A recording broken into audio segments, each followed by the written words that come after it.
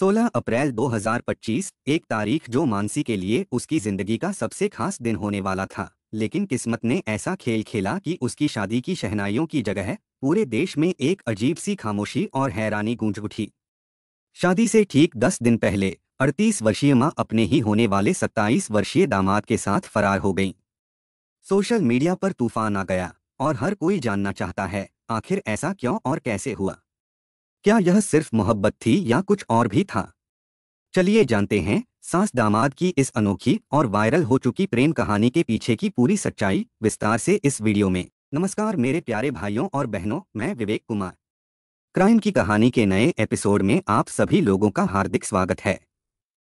कहानी में आगे बढ़ने से पहले कृपया क्राइम की कहानी चैनल को सब्सक्राइब कर बेल आइकन जरूर दबा लें ताकि मेरे हर वीडियो का नोटिफिकेशन आपको मिलता रहे। तो चलिए आज की कहानी शुरू करते हैं।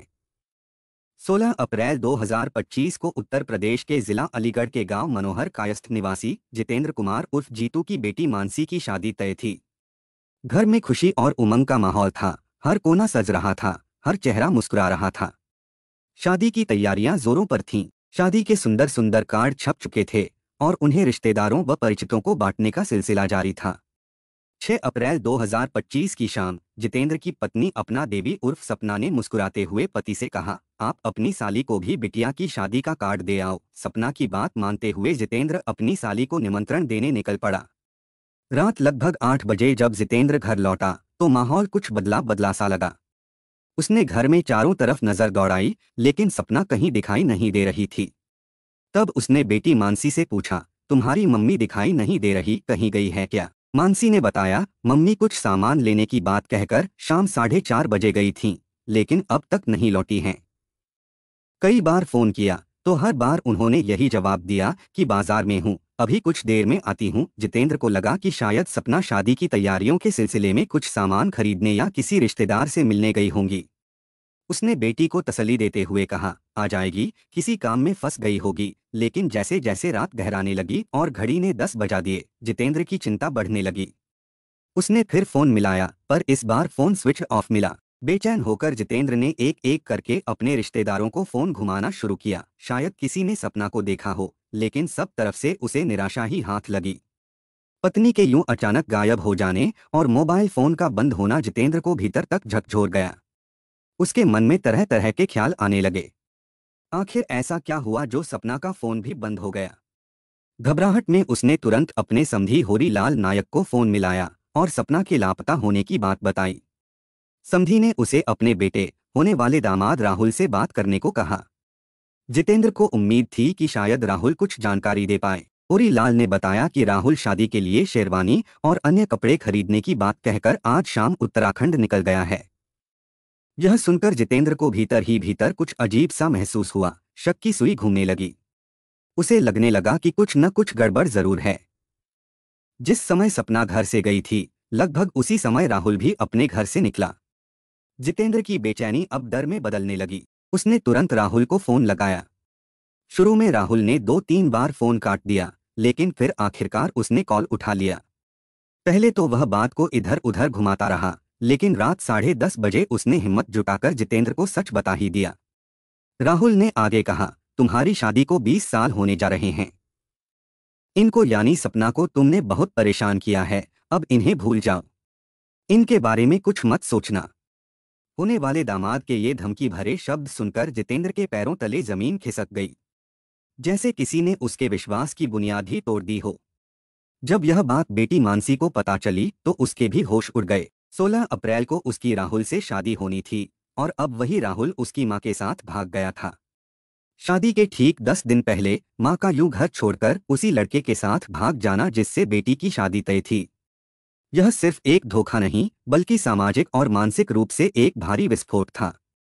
राहुल की बातें सुनकर अब जितेंद्र को पूरी सच्चाई समझ आ गई थी। शक जो अब तक दिल में था वह अब यकीन बन चुका था। सपना उसकी पत्नी राहुल के साथ चली गई थी। इस एक घटना ने जितेंद्र की जिंदगी में तूफान ला दिया। बेटी की शादी, समाज की नजरें, घर की इज्जत, सब कुछ एक ही झटके में चूर चूर हो गया। उसकी आंखों से नींद जैसे हमेशा के लिए रूठ गई थी। वह सो नहीं पा रहा था, सोच नहीं पा रहा था, करे तो क्या करे। पत्नी से बात करना अब व्यर्थ था, क्योंकि सपना ने अपना मोबाइल पहले ही स्विच ऑफ कर रखा था और अब राहुल ने भी अपना फोन बंद कर लिया था। थक हार कर जितेंद्र कुमार ने अपने जान पहचान वालों और छोटे भाई को फोन कर सच्चाई बता दी कि उसकी पत्नी सपना उसके होने वाले दामाद राहुल के साथ चली गई है। यह बात बताते हुए जितेंद्र की आवाज बार बार लड़खड़ा रही थी, मानो शब्द भी उसका साथ छोड़ रहे हों। सारी रात उसने जागते हुए बेचैनी में करवटें बदलते हुए काटी। हर बीतता पल उसे और अंदर से तोड़ता चला गया। अगली सुबह 7 अप्रैल को जितेंद्र सीधे थाना मडरात पहुंचा और अपनी 38 वर्षीय पत्नी सपना देवी की गुमशुदगी की रिपोर्ट दर्ज करवाई। उसने आरोप लगाया कि उसकी पत्नी 6 अप्रैल को शाम 4:30 बजे बिना बताए घर से चली गई और साथ में बेनकद रुपए व जेवर भी ले गईं, जो बेटी की शादी के लिए संभाल कर रखे गए थे। उसने बताया कि उसने हर संभव जगह पर तलाश की, रिश्तेदारों से पूछताछ की, लेकिन सपना का कहीं कोई सुराग नहीं मिला। उसके पास एक मोबाइल फोन भी है जो लगातार स्विच्ड ऑफ आ रहा है। जैसे जैसे मामले की तह में जाने की कोशिश की गई, कहानी में एक और चौंकाने वाला मोड़ सामने आया। पता चला कि दामाद राहुल की तबीयत खराब होने पर सपना देवी पहली बार 1 मार्च 2025 को अपने गांव मनोहर कायस्थ से करीब 60 किलोमीटर दूर राहुल के गांव उसे देखने के लिए मछरिया गई थी। शाम को जब सपना राहुल का हालचाल जान लेने के बाद वापस लौटने लगी तो राहुल ने उसे एक दिन और रुकने का आग्रह किया। इस पर सपना अपने होने वाले दामाद राहुल का आग्रह ठुकरा नहीं सकी और उसी दिन वही रुक गई। फिर एक दिन क्या बात बढ़ती गई, सपना पूरे 5 दिन राहुल के घर ही ठहरी रही। इस दौरान वह राहुल के ही कमरे में रुकी और दोनों एक ही पलंग पर सोते थे। सास और दामाद का रिश्ता समाज में हमेशा माँ बेटे जैसा माना गया है, इसलिए किसी ने इस पर कोई आपत्ति नहीं जताई। पर उस रिश्ते की सीमाओं के भीतर क्या कुछ घट रहा था, यह किसी को भी अंदाजा नहीं लग सका। इन 5 दिनों में दोनों के बीच क्या कुछ बीता, यह एक रहस्य बनकर रह गया। पर 6 मार्च को जब राहुल सपना को उसके गांव के पास स्थित प्राइमरी स्कूल के पास छोड़ने गया, तब तक कुछ तो बदल चुका था। इन 5 दिनों ने दोनों के रिश्ते को एक नया और कहीं अधिक निजी रूप दे दिया था। माँ बेटे जैसे रिश्ते की दीवारें गिर चुकी थीं। अब स्थिति यह हो गई थी कि राहुल और सपना एक दूसरे से बिना बात किए रह नहीं पाते थे। एक भावनात्मक और शारीरिक जुड़ाव ने दोनों को बांध लिया था। एक ऐसा बंधन जो बेटी की शादी, पारिवारिक मर्यादा और सामाजिक नैतिकता सब पर भारी पड़ता गया। जितेंद्र ने 31 मार्च को खुद जाकर राहुल के घर शादी की पीली चिट्ठी यानी विधिवत निमंत्रण दी थी। इसी दौरान उसने 1 लाख रुपए भी राहुल के परिवार को सौंपे थे और कहा था कि बाकी रकम शादी के दिन दी जाएगी। वह शादी को लेकर बेहद गंभीर और खुश था। कैसे जानता कि उसके अपने ही घर में विश्वासघात का बीज पनप रहा है। उधर सपना दिन भर फोन पर व्यस्त रहती थी। वह अपने होने वाले दामाद से रोज 15-16 घंटे तक बात करती थी।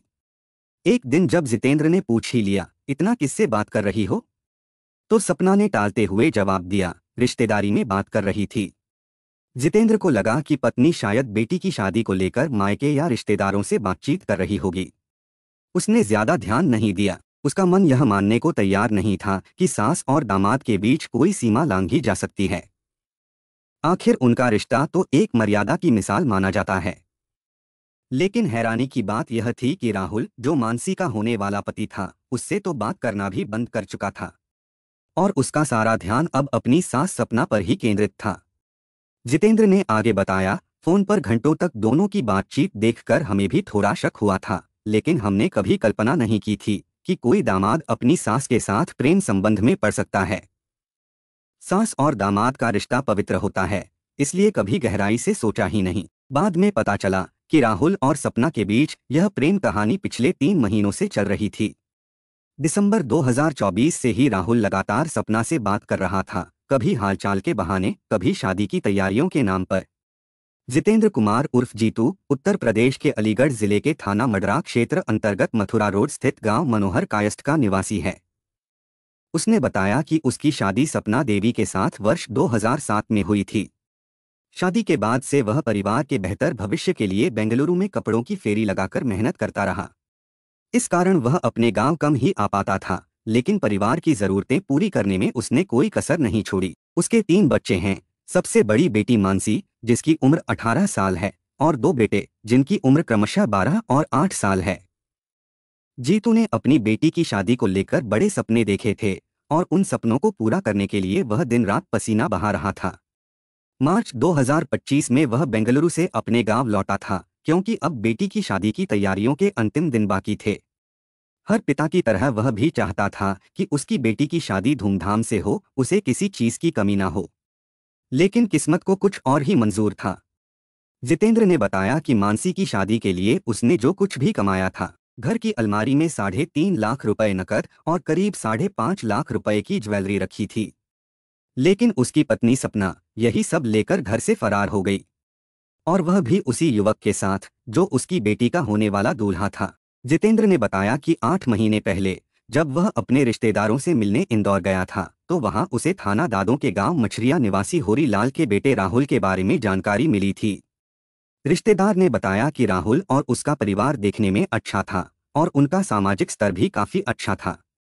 इसी कारण बेटी मानसी का रिश्ता तय किया गया था। राहुल के पिता होरी लाल के पास खेती की जमीन भी थी, जो परिवार की आर्थिक स्थिति को मजबूत करती थी। जितेंद्र ने सोचा कि यह रिश्ता एक अच्छा अवसर हो सकता है, क्योंकि उनकी बेटी की पढ़ाई भी पूरी नहीं हुई थी और उन्हें सही लड़के के साथ ही उसकी शादी करनी थी। मानसी 8वीं कक्षा तक ही पढ़ी थी और उसकी शिक्षा को लेकर जितेंद्र ने कभी ज्यादा चिंता नहीं की थी। राहुल का पेशा भी अच्छा था। वह शादी विवाह और अन्य त्योहारों पर मेहंदी लगाने का काम करता था, जो उसे एक स्थानीय कारीगर की पहचान दिलाता था। इसके अलावा राहुल अपने परिवार में सबसे बड़ा था, जिसकी वजह से उसे परिवार की जिम्मेदारी का बोझ भी उठाना पड़ता था।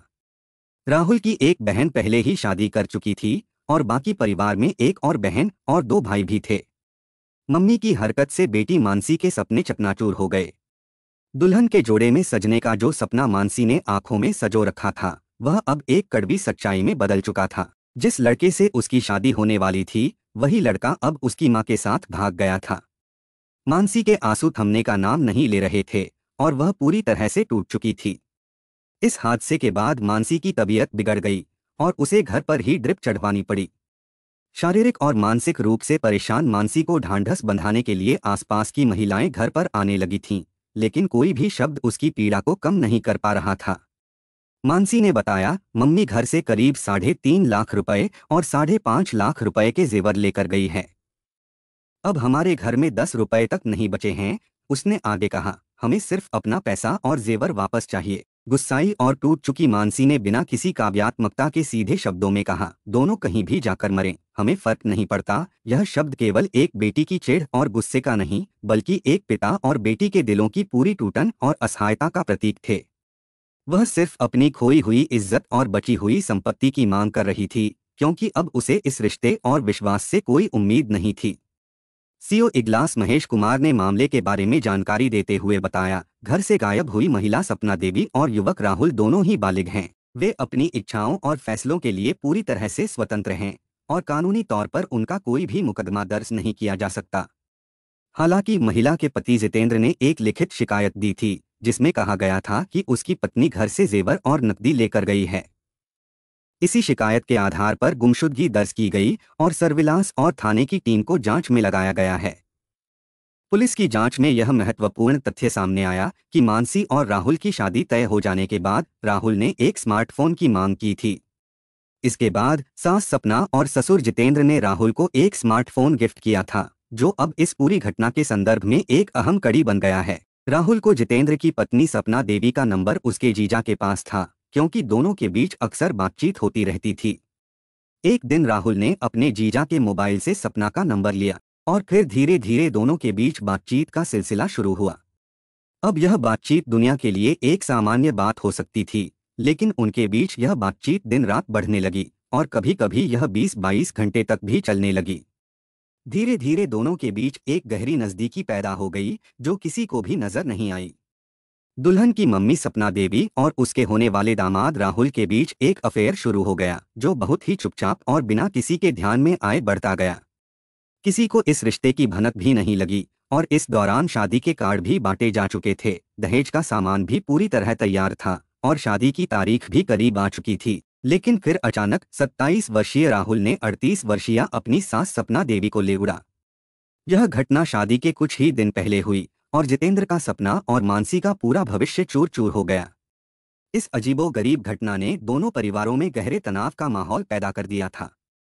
दोनों परिवारों ने शादी के कार्ड बांटे थे, रिश्तेदारों को न्योता दे दिया था और हर कोई शादी की खुशी में शामिल होने के लिए तैयार था। लेकिन अचानक सपना देवी और राहुल के भाग जाने के बाद दोनों परिवार पूरी तरह से हक्का बक्का थे। अब दोनों परिवार एक ही बात चाहते थे, सपना देवी और राहुल जल्द से जल्द लौट आएं। परिवार वाले चाहते थे कि पुलिस इस मामले को सुलझाए और जल्दी से जल्दी दोनों को पकड़ ले ताकि इस लव स्टोरी का अंत हो सके और फिर से सब कुछ सामान्य हो जाए। 6 अप्रैल 2025 को राहुल ने अपने घर से यह कहकर निकला था कि वह शादी के कपड़े खरीदने जा रहा है। उसकी यह बात पूरी तरह से सामान्य लग रही थी क्योंकि किसी ने यह नहीं सोचा था कि इस साधारण खरीदारी के बहाने वह अपनी सास के साथ भाग जाएगा। लेकिन कुछ समय बाद राहुल ने अपने पिता होरी लाल को फोन करके बताया, मुझे मत खोजना, मैं जा रहा हूं। इस संक्षिप्त और अस्पष्ट संदेश ने होरी लाल और परिवार को और भी भ्रमित और चिंतित कर दिया। वे इस घटना की गहराई को पूरी तरह से समझ नहीं पाए।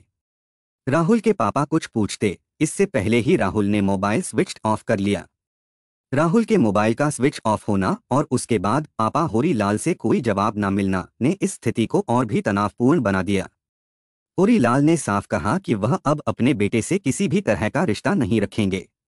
उन्होंने यह भी कहा कि राहुल ने समाज में अपनी इज्जत को बट्टा लगाया है और अब वह अपनी संपत्ति तक से उसे बेदखल कर देंगे। इस मामले में होरी लाल ने एक और सनसनीखेज आरोप भी लगाया। उन्होंने सपना देवी अपनी पत्नी पर आरोप लगाया कि उसने राहुल पर वशीकरण करने के लिए उसे ताबीज बांध दिया था। यह ताबीज उस समय बांधा गया जब सपना ने राहुल को अपनी बीमारी के दौरान देखने के लिए गांव मछरिया का दौरा किया था। यह आरोप और तर्क अब परिवार के बीच और भी तनाव पैदा कर रहे थे और मामले की जटिलता को बढ़ा रहे थे। सास और दामाद की इस लव स्टोरी की चर्चा अब प्रिंट, इलेक्ट्रॉनिक और सोशल मीडिया पर हो रही थी। लोग चटकारे ले लेकर इस मामले पर चर्चा कर रहे थे और मीम भी बन गए थे। यह घटना अब समाज के रहस्य और अजीबता का विषय बन गई थी और लोग इस पर तरह तरह के बयान दे रहे थे। यह बात पूरे देश में फैल चुकी थी कि शादी से महज 10 दिन पहले वह होने वाला दामाद अपनी दुल्हन को छोड़कर अपनी सास के साथ भाग गया। मामले ने जब तूल पकड़ा और समाज में यह घटना चर्चा का विषय बन गई तो पुलिस ने मामले की गहन जांच शुरू कर दिया। उन्होंने सीसीटीवी कैमरे चेक किए और कासगंज रेलवे स्टेशन पर केवल राहुल ही दिखाई दिया, जबकि सपना देवी उसके साथ दिखाई नहीं दे रही थी। इसने पुलिस को यह संकेत दिया कि शायद सपना देवी और राहुल अलग अलग रास्ते से भागे हैं। पुलिस ने इसके बाद दोनों की लोकेशन ट्रैकिंग की कोशिश किया। पुलिस ने काफी प्रयास के बाद आखिरकार दोनों की लोकेशन उत्तराखंड के रुद्रपुर में ट्रेस किया।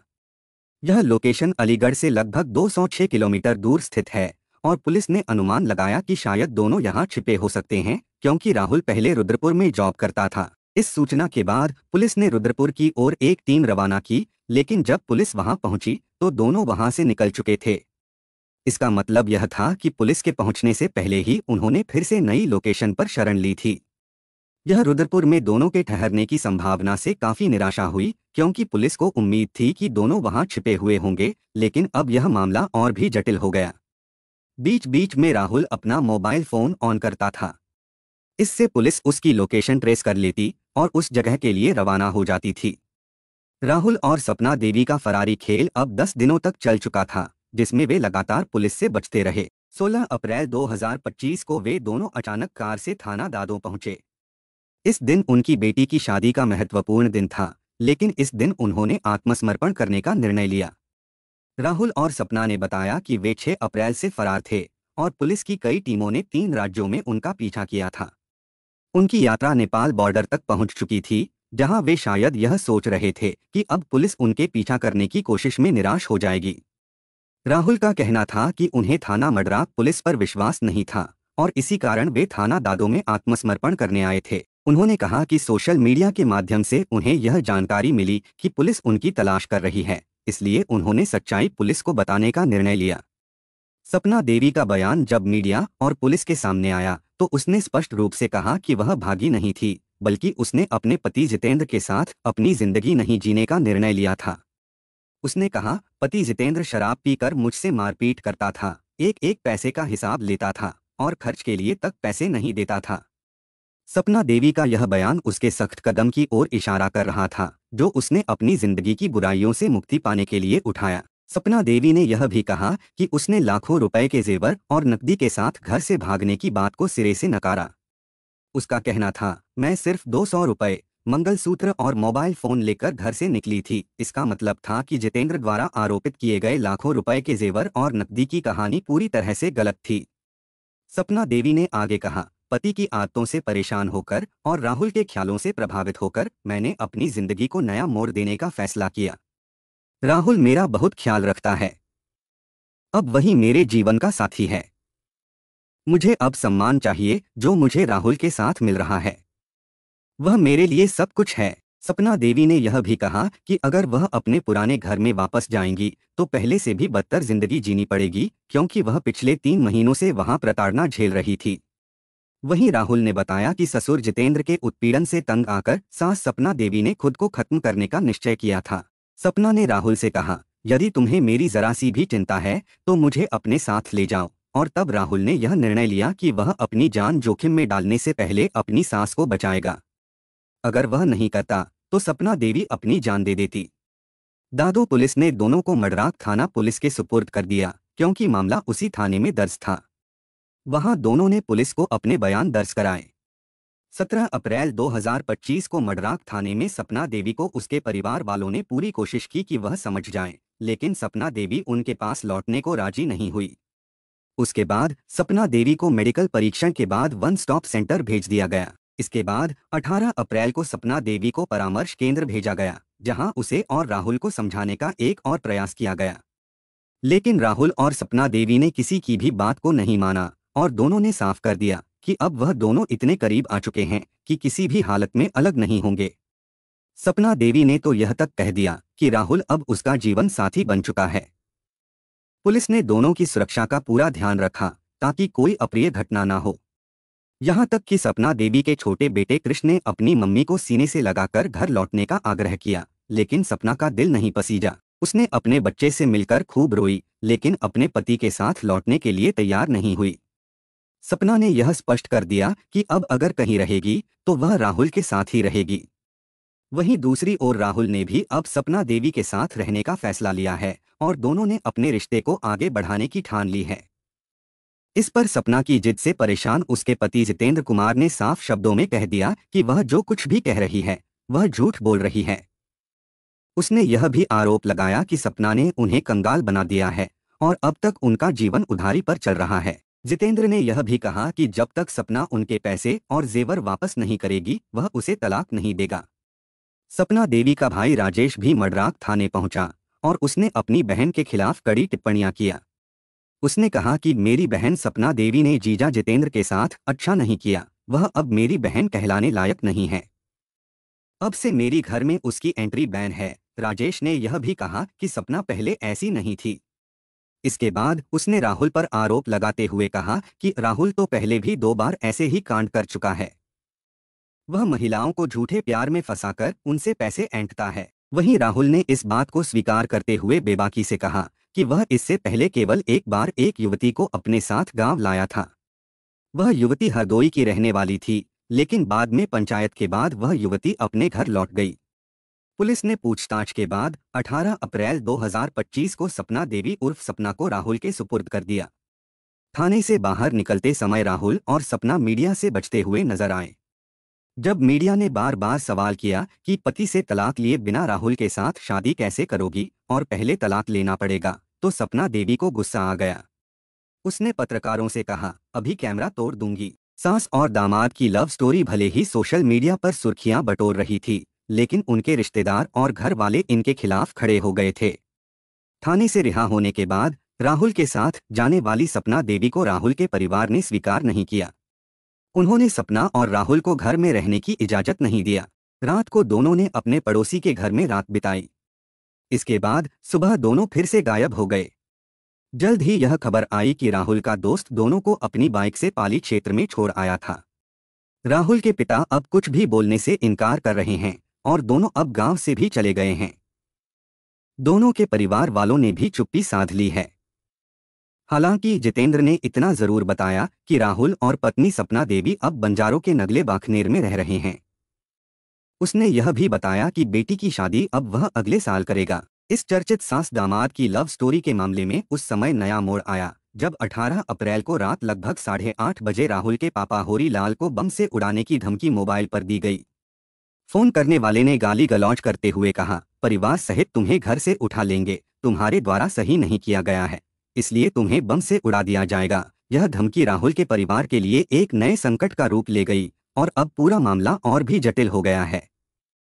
वहीं दूसरी ओर गांव के प्रधान को भी लगभग 8:45 बजे बम से उड़ाने की धमकी दी गई।